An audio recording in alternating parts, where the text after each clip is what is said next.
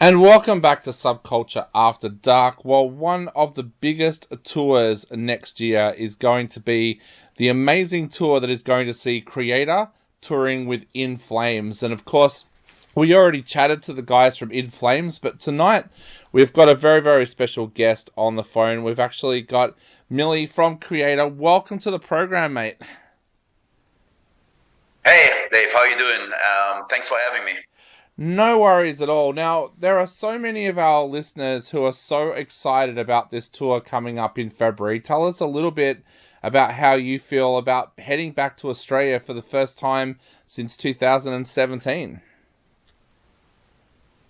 It's been almost, is it 6 years or is it going to be 7 years almost? Yes, it's been a while, and I'm totally looking forward to come back because to us touring Australia is a very it's not an everyday kind of thing because touring Europe, I mean, you can see Kreator in Europe every year almost, and in Australia it's quite rare. So we're so looking forward to see our fans again, man. It's like our tours in Australia have always been crazy and amazing, and there's so much energy. So I'm totally looking forward to this. I was going to ask that. The fact that you don't get to come to Australia very often, do you think that makes the fans even crazier at shows because they don't get to see you every year?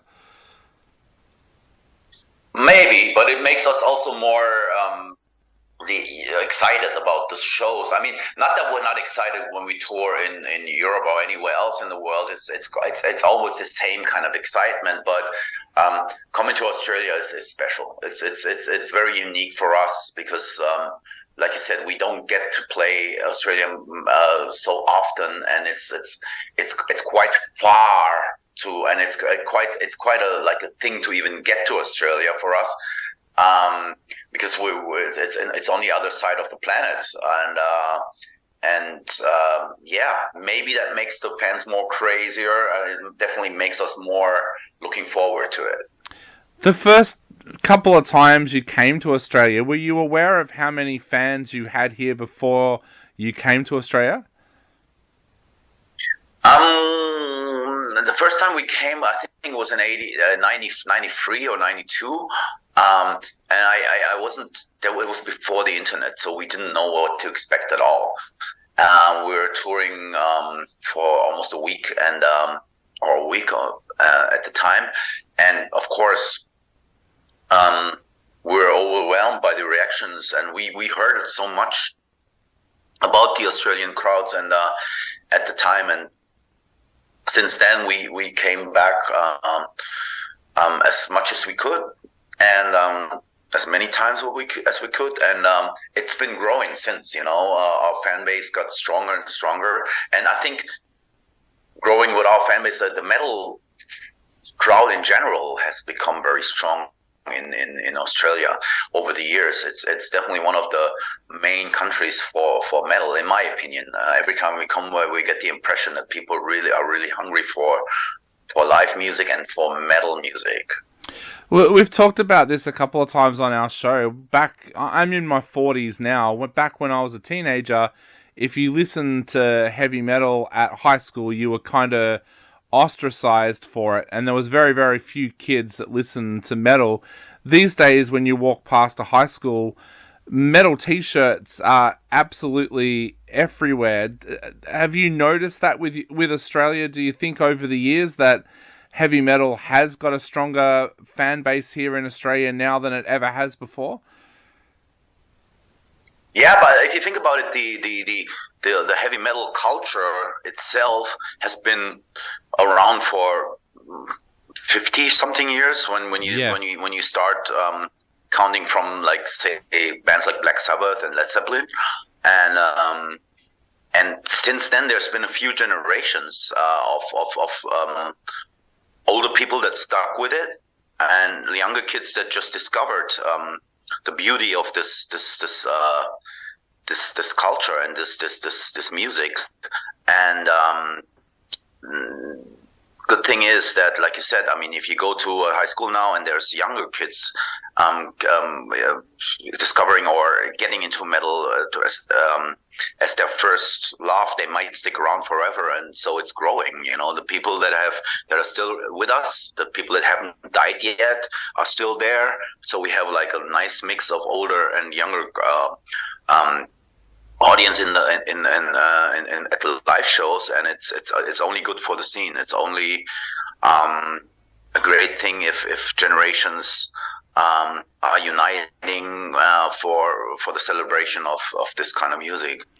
I know you do a lot of meet and greets with your fans. Do you meet a lot of fans these days that are multi-generational? Because you have been in the industry for 40 years. Do you meet dads with their sons and mothers with their daughters that have kind of passed the music down to that next generation? Absolutely. That actually happens a lot. We did some stuff on like I said, when we come to Australia, since we don't go there so often, we love to meet the fans, and they come with their kids. They come like the kids are really, and it's, the funny thing is that the younger metal heads and are, most of the times they're more into the old stuff. You know, they're more into the 80s Kreator stuff, and that's kind of like interesting if you think about it. But so it kind of, you know, metal is very unique. It's not like your everyday kind of music. It's not like pop music where you have like a new flavor of the week band coming out every other day. And metal has like it's classic bands like Black Sabbath, Judas Priest, Iron Maiden, and then there's the second generation, so to speak, which includes the thrash metal, and then of course you have the younger bands, and so this is like a whole, like, once you get into this kind of music, it's like a journey of discovering like decades of music. And a lot of people do that. A lot of younger people do that. Once they get into metal, maybe they get into metal by listening to some newer band, and then they discover the roots of the music, and it's quite unique. And I think that's it's definitely something that's very unique, because that's in my opinion that metal has that. Metal has this kind of like history, and people are doing their homeworks. Yep. That's exactly how I discovered your music. I was a young metalhead in a metal store that was run by a guy in his 60s, and when I was about 13, I think, and I was looking through some vinyl. Yeah, I'm showing my age there a little bit, but looking through some vinyl, and he said, "Have you listened to Kreator?" And he handed me one of your albums, and I took it home and listened to it and fell in love with it straight away. But I guess that leads to my next question. Do you see it as a testament to your music, that your music can carry over multi-generations and be loved by people both old and young? I think it's a beautiful gift, and not many bands can say that.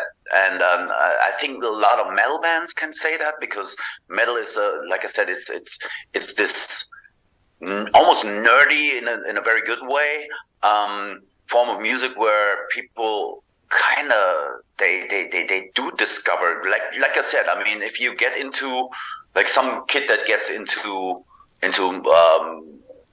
deathcore, for example, he walks into a record store, and the guy tells him, you know, have you listened to Death or Morbid Angel, or have you listened to Deicide? This is the roots of this, where this came from, and so it's like a never-ending source of like inspirational bands that have been around, and most of them are still, some of them are even still around, and so it's not only us, but it's the metal genre itself that kind of brings out this kind of this sense of like history and roots, and this came from that, and this came from that. So it's like a never-ending story that goes on forever. probably with generations to come after us. You know what I mean? Exactly, yeah. Going back to the 1980s, if someone had said to you then that your music would still be going strong and that you'd be still touring in 40 years' time, what would you have said to them?